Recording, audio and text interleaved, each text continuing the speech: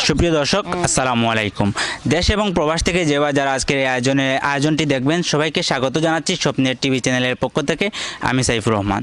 দর্শক, আজকে আমাদের সাথে আছেন জকিগঞ্জ উপজেলার মহিলা ভাইস চেয়ারম্যান পদপ্রার্থী মাজেদা রওশন শ্যামলী। তো বিগত বছরও উনি জকিগঞ্জ উপজেলার ভাইস চেয়ারম্যান ছিলেন। এ বিষয়ে বিস্তারিত কথা বলবো মাজেদা রওশন শ্যামলী আপার সাথে। কেমন আছেন? আলহামদুলিল্লাহ, ভালো আছে। নির্বাচনের প্রস্তুতি কেমন চলছে আপনার? নির্বাচনের প্রস্তুতি বেশ ভালোই চলছে। আচ্ছা, জনগণের জন্য আপনি দুই একটা যদি অবদান বলতেন আমাদের। জি, ধন্যবাদ। এটা অনেক সুন্দর এবং গুরুত্বপূর্ণ প্রশ্ন আমি মনে করি। জনগণের জন্য যে অবদান তা হচ্ছে রাস্তাঘাট, ব্রিজ, কালভার্ট যা হয়েছে এই পরিষদের মাধ্যমে সবই আমাদের একসাথে থেকে এই পরিষদের 3 জন চেয়ারম্যান আমরা করেছি। আর আমার যে আলাদা যে বিষয়টা সেটা হচ্ছে আমি প্রথমে নারী উন্নয়নের জন্য অগ্রণী ভূমিকা পালন করেছি।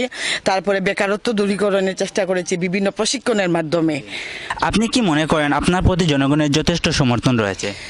জি, ধন্যবাদ। অবশ্যই সমর্থন রয়েছে। আমি গত বছরও জনগণ আমাকে পূর্ণভাবে সমর্থন করেছে। প্রত্যেকটা ইউনিয়ন থেকে জনগণ আমাকে বিপুল ভোটে বিজয়ী করেছে। আর এবারও জনগণ আমাকে প্রত্যেকটা ইউনিয়ন থেকে যথেষ্ট সাপোর্ট দিচ্ছে এবং সমর্থন খুবই করছে। আর আমি আসলে চেষ্টা করেছি এই 5 বছরে মানুষ যাতে আমার উপরে সন্তুষ্ট থাকে। প্রত্যেকটা মানুষ আমার কাছ থেকে সময় পেয়েছে, আমি সময় দিয়েছি মানুষকে।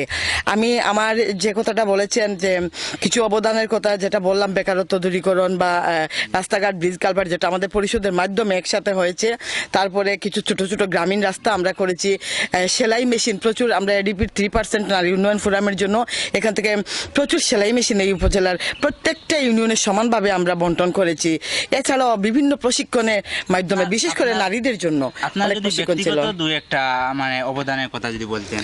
ব্যক্তিগত দু একটা বলতে, প্রত্যেকটা ইউনিয়নে কিছু গ্রামীণ রাস্তা আছে আমার।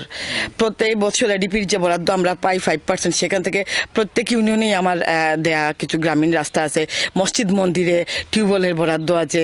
মসজিদ মন্দিরে আমাদের ধর্মীয় মন্ত্রণালয়ের বরাদ্দ আছে। এগুলো আমি আমার ব্যক্তিগত বলতে সরকারি বরাদ্দ আমার আলাদা যেগুলো আমি দিয়েছি। নির্বাচনের জয়ের ব্যাপারে আপনি কতটুকু আশাবাদী? আমি আসলে জনগণ যেভাবে আমার উপরে আস্থা রাখে, আমিও জনগণের উপরে পূর্ণ আস্থা রাখি। তো আমি আশাবাদী জনগণ আমাকে এবার আসতে চাইনি, ভেবেছিলাম একবার আমি ড্রপ দেব। তো জনগণ আমাকে নিয়ে এসেছে নির্বাচনে। আমি আশাবাদী গতবারের চেয়েও বেশি ভোট জনগণ আমাকে দেবে, কারণ আমি এই 5টি বছর যে সার্ভিস দিয়েছি, জনগণ যেটা আশা করেছিল আমার কাছ থেকে আমি চেষ্টা করেছি আমার বেস্টটা দেয়ার।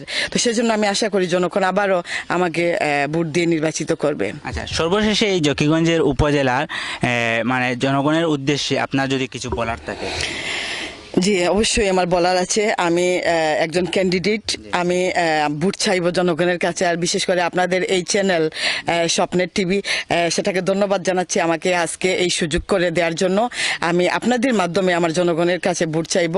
আমি আমার উপজেলাবাসী সকলের কাছে ভোট চাচ্ছি। ভোটের মাধ্যমে সকলে আমাকে সমর্থন জানাবেন আগের মতো।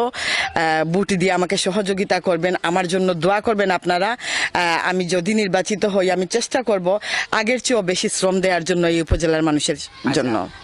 বর্তমানে আপনার কোন প্রতীক নিয়ে আপনি নির্বাচন করছেন? আমার প্রতীক হচ্ছে কলস। আমি প্রতীকটা আমার কাছে মনে হয় শান্তির প্রতীক। গত বছরও আমি কলস প্রতীকটা নিয়েছি। মেয়েদের জন্য এটা একটু ভালো সুন্দর মনে হয়। আর এবারও আমি এই প্রতীকটাই দিয়েছিলাম এবং এটাই আমার এসেছে। আচ্ছা দর্শক, এতক্ষণ শুনলেন জকিগঞ্জ উপজেলার সাবেক মহিলা ভাইস চেয়ারম্যান, বর্তমানে মহিলা ভাইস চেয়ারম্যান পদপ্রার্থী মাজেদা রওশন শ্যামলীর কাছ থেকে।